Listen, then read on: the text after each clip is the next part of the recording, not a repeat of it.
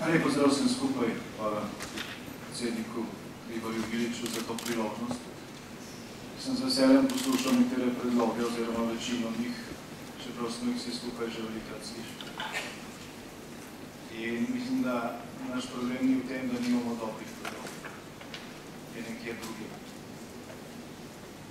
V soboto zvečer sem bil na nekem sestanku v Bruslju, kjer so bili zraven vsi ključni igralci, ki odločajo o tem, kako se bo gibalo življenje v evroobmočju in v Evropski uniji v prihodnosti.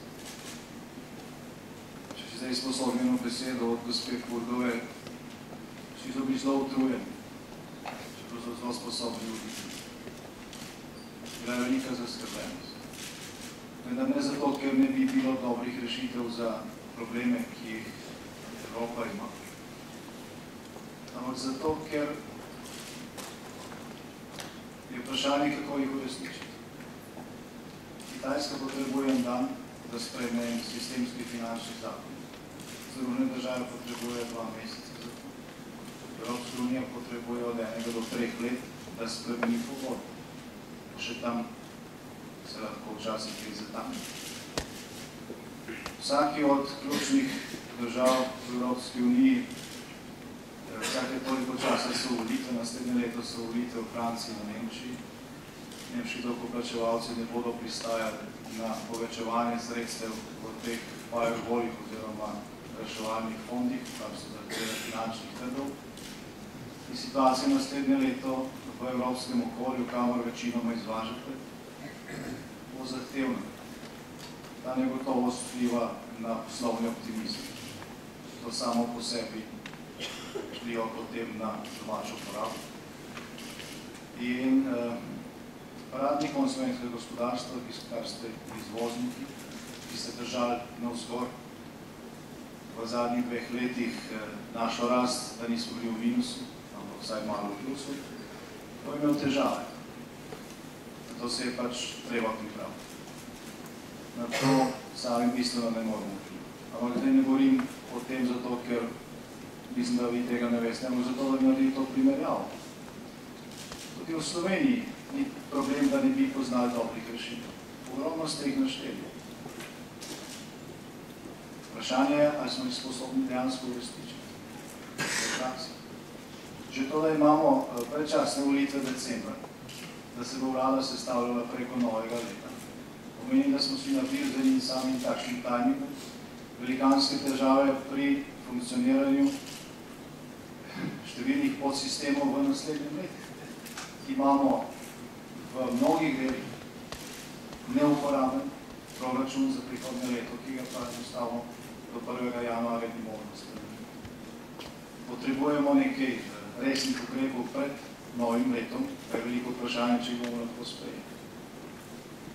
Lahko državni zbor funkcionira z dvotretinsko večino. Tak je bil dogovor, ampak doseči v predvolilnem času je veliko krat. Videli bomo v prihodnih mesecih, ali smo v Sloveniji sposobni doseči nek, jaz ne rečem, družbeni ali pa socialni pakt oziroma ene ključne točke. Te ključne točke se reče delovno mesto, prej tudi predsednik, prej v svojem uvodu. Novo delovno mesto je tako korak k gospodarskemu okrevanju, kot tudi ključen korak k izboljšanju socialne politike ali, če hočete, ključna točka vsake resne socialne politike. Ni možno graditi blaginje dolgoročno na tem, česar ne ustvariš. In ker se je to ponekod poslušalo, danes si plačujemo račune in plačujemo solidarnostne račune tudi za nekatere druge. Torej, naš problem ni v tem, da ni dobrih rešitev. Problem je v tem, da jih je težko uveljaviti. Če so prihodnja vlada sestavljala 2 ali pa 3 mesece po volitvah in v naslednjih koaliciji 4 ali 5 stran, se to porabilo za to, da se prije do kakšnih rešitev toliko časa, kot se porabi v Evropskem svetu, da se uskladi neka stvar med 27 državami članic. Enostavno tega luksusa ni več, je pa veliko vprašanje, če si ga ne bomo ponovno privoščili. Potreben je dogovor o tem, da imamo v Sloveniji maja. Dobimo proračunske dokumente pravočasno, kot doslej še nismo bili sposobni doseči. In seveda potreben je nek zdravorazumski dogovor in, kot sem je že rekel, velikokrat koalicija razuma, ki bo omogočila, da pride do nekih dogovorov in da bo sodelovanje možno. Tole konferenco imate v Kongresnem centru. Sredili smo ga za namene slovenskega predsedovanja. Leta 2008. Slovenija je edina država, ki je vodila Evropsko unijo in ki je za ta projekt porabila manj, kot smo načrtovali. Načrtovali smo 60 milijonov, porabili smo 25 milijonov. V veliki meri zato, ker smo dogodke koncentrirali tukaj. Veliko znanja se je takrat nabralo. Ampak v zadnjih 3 letih ga nismo izkoristili. Mi smo svetovali poljski vladi, v zadnjih 3 letih naši vladi nismo imeli. Poljska je dokazala, recimo, ne zaradi našega svetovanja, ampak ker so pač vodili pravo politiko, da se da čez krizo tudi drugače, kot smo šli. In tudi danes, eno od vseh vzorov v Evropski uniji. In tudi to ni res, da politika ni pomembna. Seveda je pomembna. Politika ne more ustvarjati produktivnih delovnih mest v gospodarstvu. Lahko pa veliko pokvari. Ne samo pri nas. Administracija Jimmy Carterja v Združenih državah, ki so prva gospodarska velesila, je spravila njihov gospodarstvo v kaos. Tudi pri nas je to zelo pomembno. Zaradi tega neko streznjenje tukaj potrebno. So tudi stvari izven ekonomskih kategorij, ki so pomembne. Med 183 državami, ki je Doing Business agencija merila dolžino reševanja gospodarskih sporov na sodiščih, je Slovenija dosegla 175. mesto. Povprečni čas reševanja gospodarskega spora v Sloveniji je 1290 dni. 1290 dni povprečni čas. V Nemčiji manj kot 400. To pravnomočno rešitev. Od 12.000 podjetij in podjetnikov, ki so propadla v zadnjih 2 letih, jih je polovica zaradi zadev, ki se niso rešila v okviru tako imenovane pravne države. Podatkih in tabeli, ki bi objavilo delo poleti letos.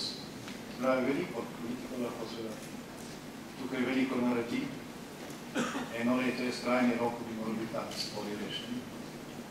Smo obiskali v zadnjih 3 letih na desetine podjetij, kjer so imeli probleme ne zato, ker bi slabo delali, ne zato, ker ne mogli prodajati ali pa prodati tega, kar so pač naredili, produkt ali storitve, ampak zato, ker niso bili plačani.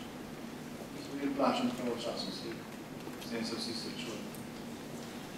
Tukaj to je problem, ki gospodarstvo samo ne more rešiti. Tako da vsi kandidirate in gospodarska zbornica ustanovi stranko, pa dobi večino, ampak boste takoj naleteli na neke druge probleme, katerih pa danes tudi nahodim. Čas je omejen, je pa to pomembna tema. Jaz sem šel v spodnje prostore in sem naletel na gručo kakšnih 100 fotografov. Mislil sem, da imate vi tiskovno konferenco, ampak ne, ima eno nogometna zveza, ker sem menda izbral nov selektor. To je še vedno v fokusu in na nek način se mi zdi en tak simptomatični pokazatelj, koliko se mi zavedamo v Sloveniji, pa tudi v medijih, ki kreirajo javno mnenje situacije, v kateri smo. Zaradi tega sem prepričan, da bo prišlo do premika v tem času, ki ga potrebuje. Čeprav so nekatere stvari zelo preproste. Mi bomo na zeleni veji spet, ko bomo dosegli cilj 3x50.000. Bomo imeli v Sloveniji ponovno 50.000 več dodatno zaposlenih v gospodarstvu, ker to bo rešilo tudi problem vseh naših javnih blagajn, ki temeljijo na prispevkih in davkih od dela, tako ali drugače.